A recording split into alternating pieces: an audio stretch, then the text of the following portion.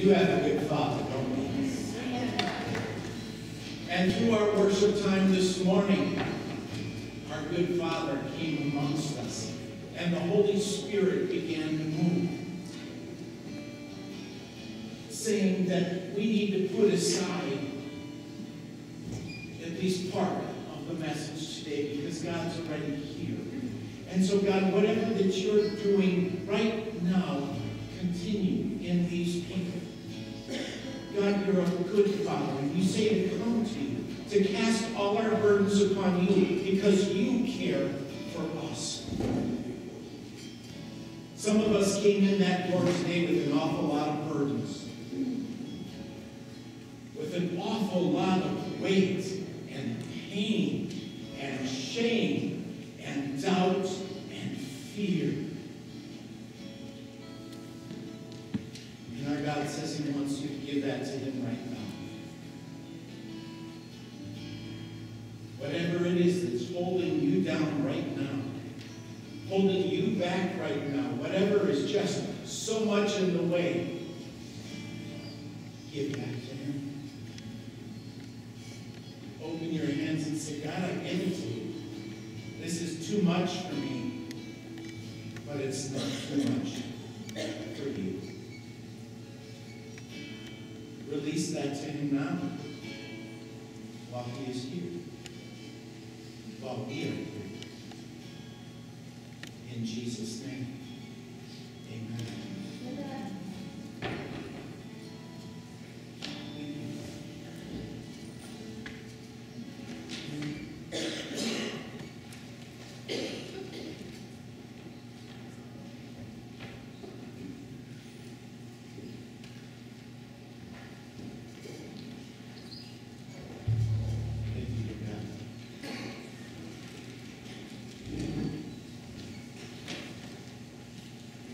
This morning. To those we haven't seen for a while, welcome back. To new family who came, welcome here this morning. We're a community called the River. Not the pond, not the swamp. We're called the River because the river moves. God is moving. And when you jump in the river, you get carried along by the current. That sensitivity to that movement, that's what we're called to do. Not just me as pastor, but every single one of us. Every one of us. In the river. And flowing together. This is a series that we are in called Community. And the catchy title is Row the Boat. Meaning we're all in there. We're all supposed to be working. And today, we are working. Today is a practical day. We started off by this series by looking at the early church community in Acts chapter 2 and how they were unified in purpose and prayer and learning. And in reaching out to the community. And God added thousands on some days to the number in that community. And they told others and affected others and involved others and built up others and sent others to the ends of the earth. And it continues today. And last week we talked about unity in community. Being united in purpose with God and relying on the Holy Spirit to help us be the community. Because on our own, we can't do that in our own power. And today's message, should we get to it, is about valuing community. The value of people in community. I don't know where you grew up or when you grew up, but where I grew up in West Dallas, a suburb of Milwaukee, we were close enough to State Fair Park where we could smell the fair food and the swine barn. Sometimes at the same same time. In our community, which was brand new homes, families all moved in, and it was a tight community. And everybody knew everybody, and often did a lot of things together. And in the church, which was just on the other side of the park, that was a new church too. And most people knew most people and involved, and the neighborhood friends were also your church friends. I don't want to paint it as a perfect community, because it wasn't. There were times I did things that were wrong. And before I could get home from school, or wherever it was that I wasn't so good, my mom, who was out hanging the laundry, she knew about it. There were no cell phones. She wasn't even in the house, but somehow she knew. Because the community looked after each other. And though we never called it the code, everybody knew about it. And everybody's mom or dad were allowed to discipline anybody else on the block. And the good nuns were good at discipline. Who knows what I'm talking about?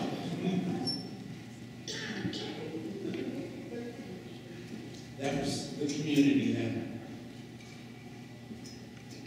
Something like that today is rare, unfortunately. Now instead of front porches, we have backpacks. Instead of openly roaming the neighborhood, we have fences and security systems. So many things have changed since then. And that community aspect isn't there anymore, for the most part. George Barna's company does a lot of research involving Americans and churches and such. And what used to be a community turned into isolation throughout America, and that turned into loneliness. According to Barna's research in 2014, 10 years ago, so that's 2004, slightly 1 out of 10 Americans self-identified as lonely. Today, that number has doubled, a paradoxical reality in the full swing of the social media age. The social media that was supposed to connect us and involve us now leads to our isolation as we look at postings and go, you never called me to join. And it's turned into loneliness. But yet people long for community. In another Barna study in 2013, a study on culture and media, they concluded this: but while loneliness among Americans has risen, the desire to find one's place amongst a few good friends has likewise increased from 31% a decade ago to 37% today. That means people that weren't in community already, 37% wish they were part of community, of true friends. And they have a strong desire for that. Do you see where I'm going with this, folks? Do you see where I'm going? Rick Warren, author and founder of Saddleback Church in California, every weekend they have 20,000 people in attendance, just like here. All right? 20,000 people every weekend. He said this. He said, God hates loneliness, and community is God's answer to loneliness.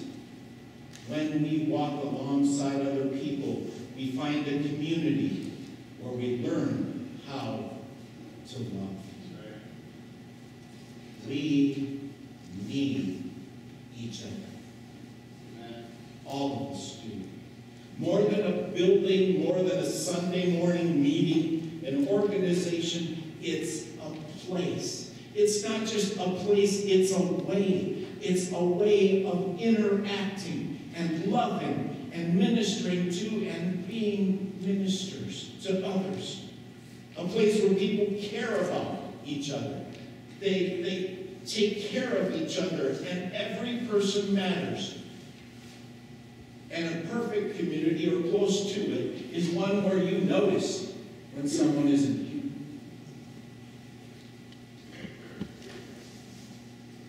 Our church is pretty good at some things, like community involvement, openness to people who don't fit into other churches. We still have a ways to go. We want to do better. And with God's help, we can. Church is a living portrait of the gospel of Jesus Christ. And we look at a special aspect of that this morning, and that's valuing other people. When we come to see each other the way that God sees us, then we gain an appreciation for others. Then we'll be thankful for one another. Every life has value. Every life. Sometimes the value of things is determined by the appraisal of an expert. There's some traveling antique show. Anybody ever watch something like that? Is it still on? Yep. It is? Okay. Haven't seen it. But this was a print that was auctioned off. And this was reported on the internet, so you know it's true. All right? This was sold at Christie's auction on November 13, 2013. The price, $58.4 million. I gotta go to clown school. $58.4 million for a balloon. But I ask, who is more an expert of value than God? No one's more expert at value than God. God considered us to be worth the cost of his Son. He exchanged his Son's life for ours. Romans 8:32. He who did not spare his own Son, but gave him up for all, how will he not also, along with him, graciously give us all things? God says you value. You are worth his sacrifice, called the Great Exchange. Those of you here who are parents, all right, if one of your kids was kidnapped, I pray it doesn't happen. Some days you'd like to pay somebody to take your kids. I understand. That happens sometimes. But for the most part, somebody takes your kids, you will move heaven and earth. You will pull every resource, everything, everyone, because that's your son. That's your daughter. And you would do anything to get them back. Anything to ransom for your son, for your daughter. And that's exactly what God did for you. Jesus' life was the ransom that God paid for you and for me. What does that say about your value? That you mean that much to the Creator of the universe. Every person is worth an incredible price to our God, more than we can imagine. Maybe there's times when you don't feel very valuable. That maybe if you were put up for auction, you might get $10. Or maybe part of you actually believes that nobody would bid for you.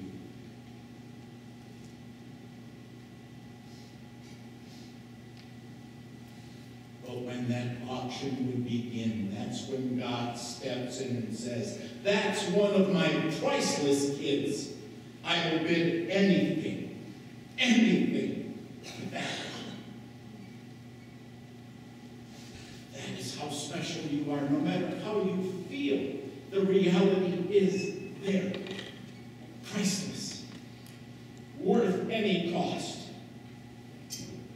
Galatians 2:20, I live by faith in the Son of God, who loved me and gave himself for me.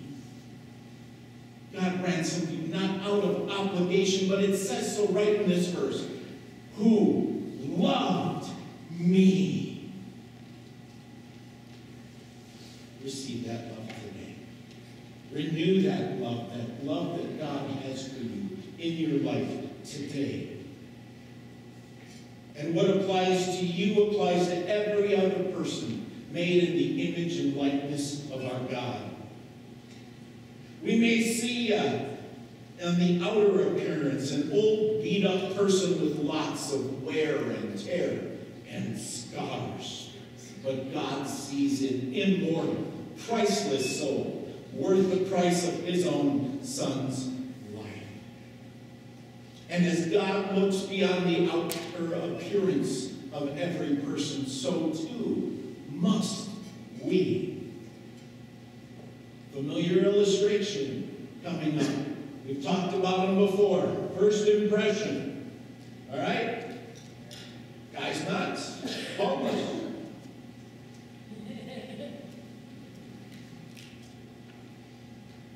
That's not who he was. Extremely gifted, talented, world record holder, professor. Read a book every single day of his adult life. An avowed Buddhist. Spoke 7 languages, including Aramaic, and I've used the slides to show it. I didn't even know I spelled Aramaic wrong until 2 days ago.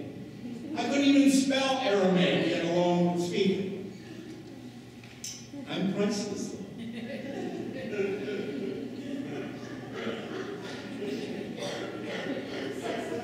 Badger knew more about the Bible as a Buddhist than any Christian who's ever been in this church. But, and this is new material, with his immense intellect, collective wisdom, and a strong profession of Buddhist beliefs, there was one thing that rocked Badger's world. And he found it here.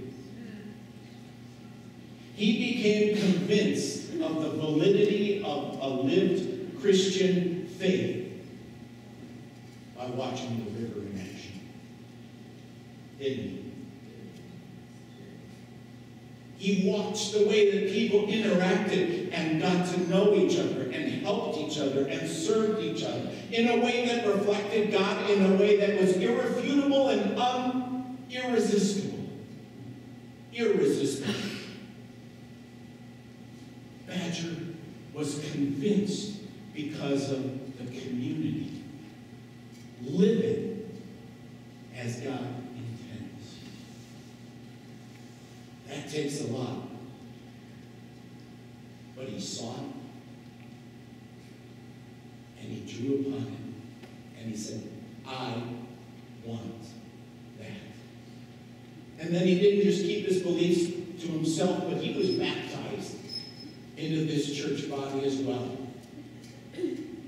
During the 3 weeks of the summer when Lake Geneva is actually above 50 degrees, he was baptized in it and became one of us in a faith community, because every single person that God sends through our doors, from when they opened 10 years ago to now, every person has value. Every person has value. Friendship, fellowship, a sense of belonging, knowing that you matter to others, that's community. Church community mirrors how God cares for us, accepts us, and loves us. Most every Sunday, people come in who are new. Other churches, like, what? You have new people that come every Sunday? Yeah. And they come, and sometimes they sit a while, sometimes they get involved like family back there. Yeah.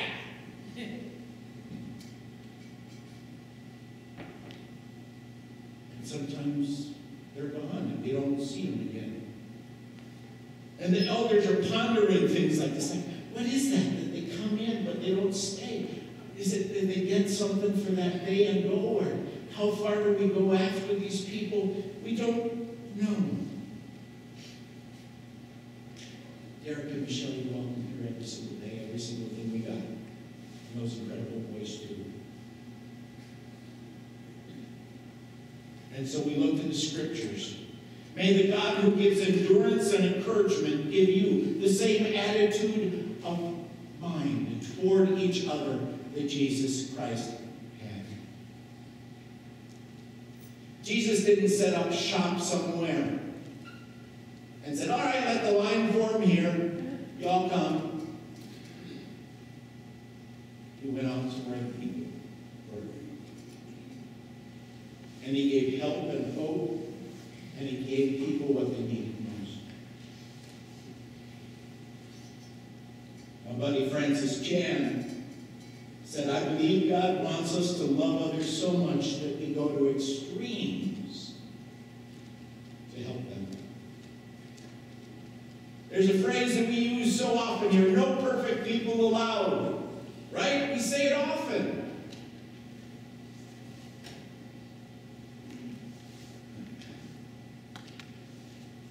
But just how consistently welcoming are we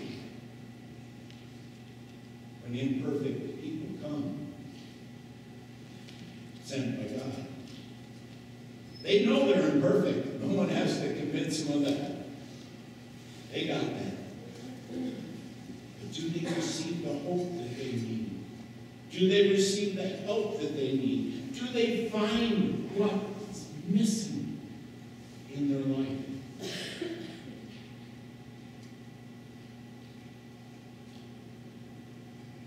What does that look like?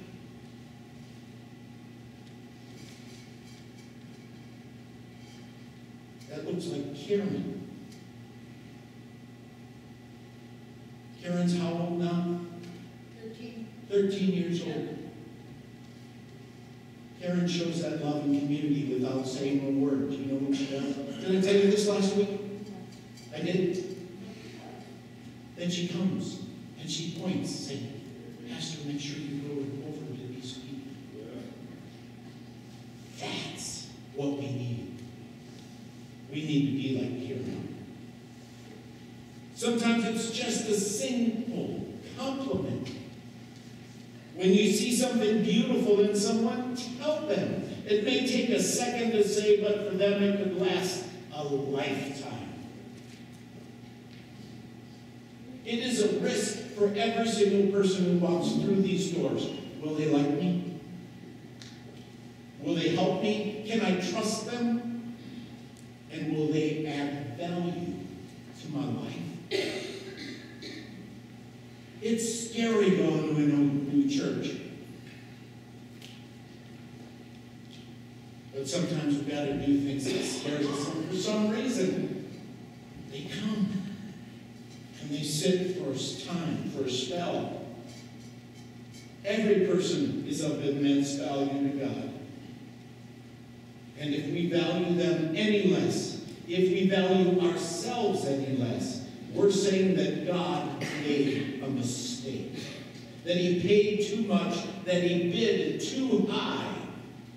Like that balloon animal. God doesn't make mistakes. His judgment is true. His valuations are correct. Spot on. Romans 12:4-6. Just as each of us has one body with many members, and these members do not all have the same function, so in Christ we who are many form one body. And each member, did you see that word each? That means everyone. Each member belongs to all the others. We have different gifts according to the grace given to us. Belonging doesn't happen automatically, though. People want to be part of something that makes a difference. They desire to be involved in something bigger than themselves. They long to see God move, and that takes work. It's not just the pastor talking this morning, but God. God says so in Ephesians 4:16. From Christ, the whole body, joined and held together by every supporting ligament, grows and builds itself up in love, as each part does its work. Christ is the glue that helps this community, growing and building itself up in love, and everybody has a part. Everybody does. Look at this next slide that's coming up on the screen. A mosaic of Christ. See all the little pieces that are in there? Which piece is unimportant? Which piece can you take out of there? None. Because every piece has value. No one is expendable. No one is unnecessary. In order for our body to function effectively, every part of the body needs to function. Could you toss up the house lights, please? Every single one of us.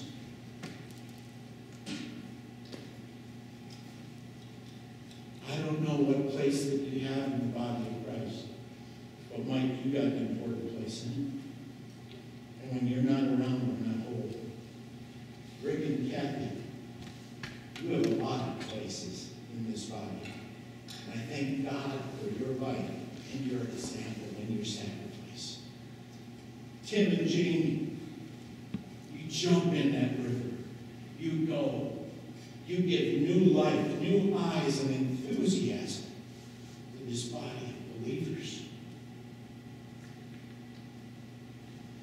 The original hippies who haven't lost the joy.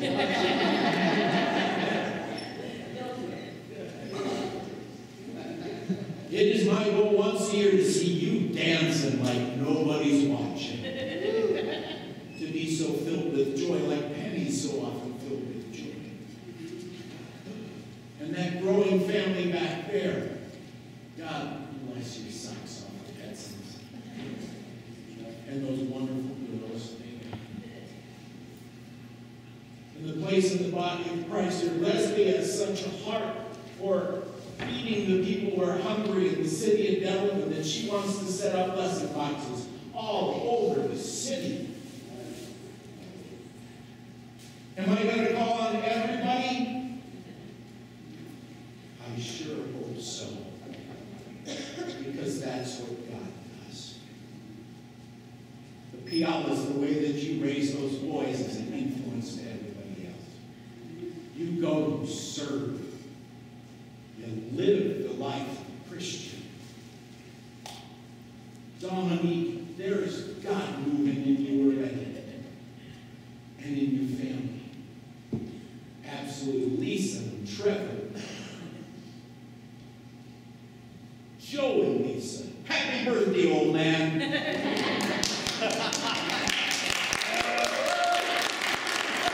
said happy birthday.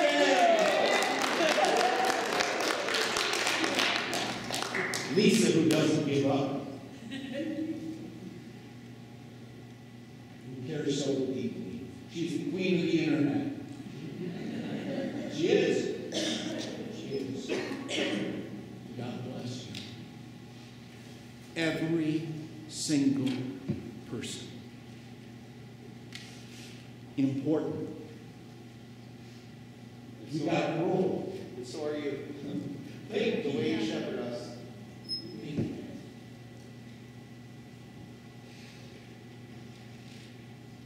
But it doesn't happen automatically. It just doesn't. Some people are outgoing and they jump in. And they go and they're active. Others try and hide.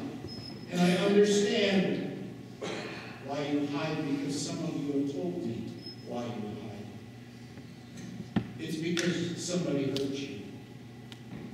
Somebody wounded you. Somebody beat you down and beat you up. spat you out. And sometimes that was done by a church or a church leader. And I understand why you run, why you may have panic attacks every time you go in to a church building, wondering, is this going to happen all over again? I pray to God not.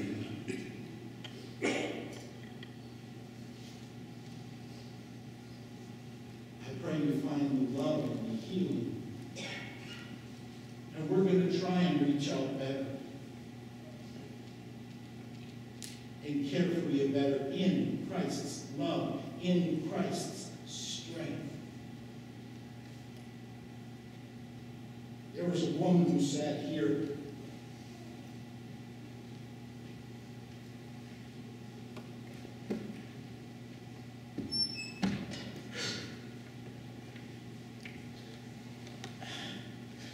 sat right in this row for almost a year.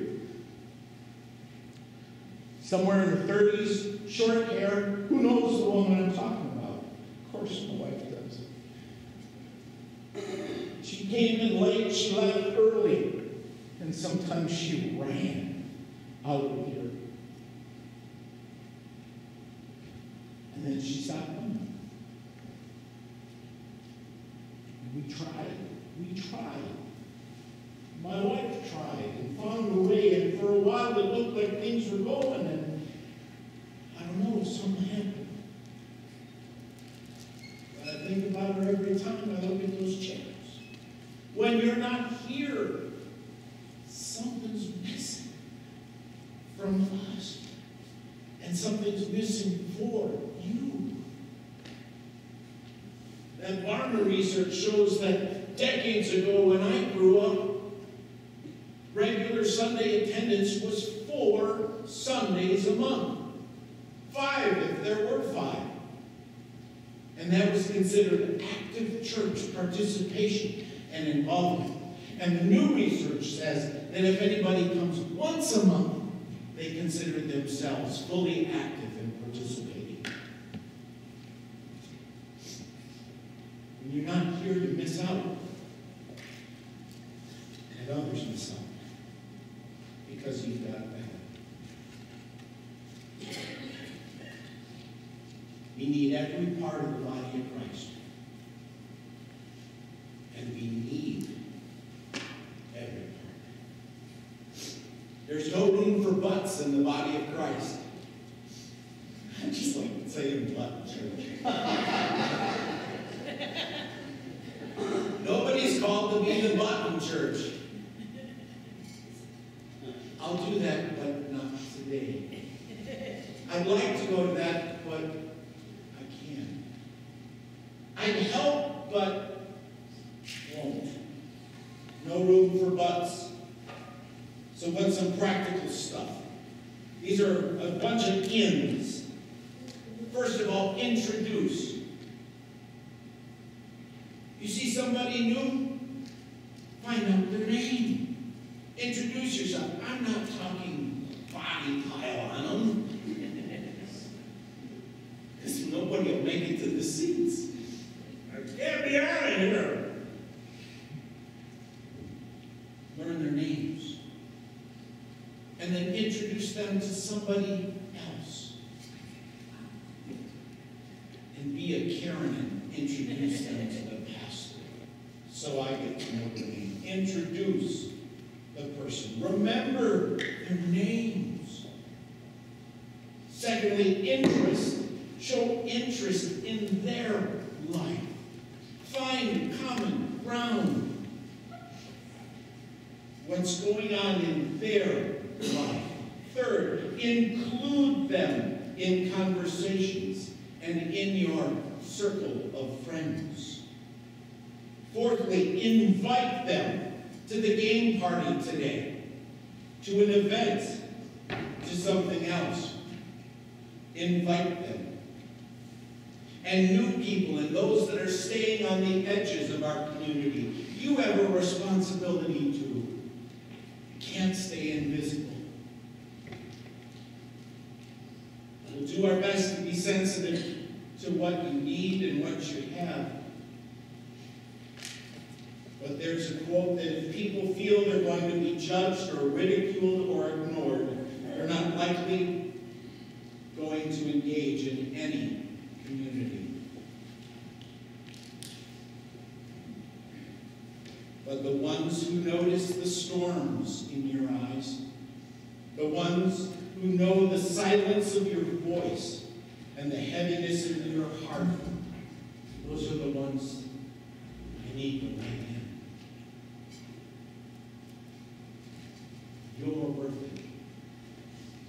You have value. Talking about community is good. Practicing it is much better. Walk alongside of other people. Alongside. Not walking at them with a shaking finger. And certainly not walking past them.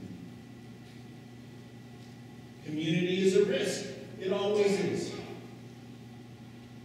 But as churches continue to talk and work toward community, God blesses that and gives us the grace and the patience and the love that a hate-filled world desperately needs. It is worth every step of our journey. You have a role, you have a place, you have a home.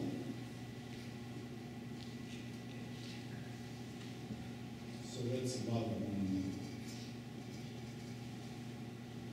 At the end of next month, we're celebrating 10 years in this old theater. We're inviting back everybody who's ever been here. Soon we'll have invitations and all kinds of things out for you. And next week we're talking about encouraging and serving in community, of what builds people up. And part of community is eating. In New Orleans they say we don't meet unless we eat. And that's how it goes in New Orleans. Potluck next week. Bring something good. Bring something good. We are better together. Next week when you come, sit somewhere else. What? Change! Change!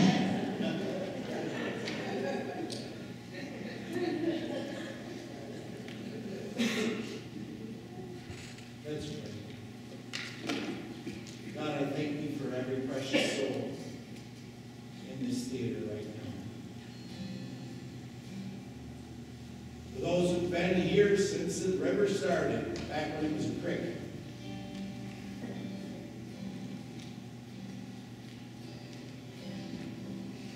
Those who've weathered the storms.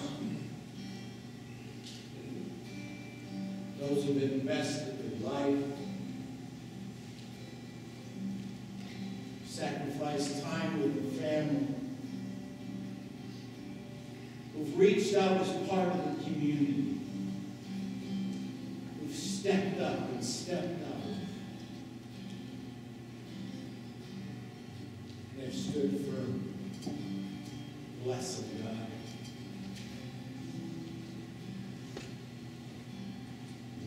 For those who have yet to step up and out, know that you don't do so alone. Know that God is with you and in you and for you. And with His help, all things are possible. Lord, for those that need to step up and out, may they hear your voice clearly. May they know your promise clearly that you are with them and in them. May they discover the gifts that you have poured into them and appreciate the sacrifice that you have made for them. God bless this church. God bless these people. This we pray in Jesus' name.